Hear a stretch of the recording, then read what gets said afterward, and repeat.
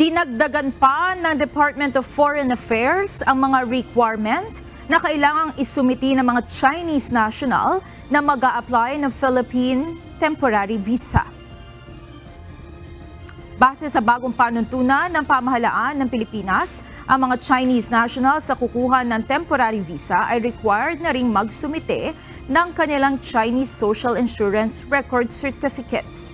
Ang nasabing certificate ay kinakailangan na naiparehistro ng hindi bababa sa 6 na buwan bago isumite para sa visa application.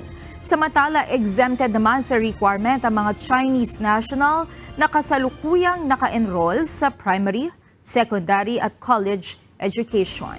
Gayunman, kinakailangan nilang magsumite ng proof of enrollment, gayon din ang mga retirees edad 55 taong gulang pataas. Paliwanag ng DFA, ang karagdagang visa requirement ay isang paraan upang lalo pang mapag-ibayo ang mga polisiya upang masiguro ang ligtas at maayos sa pagpasok ng mga dayuhan sa Pilipinas.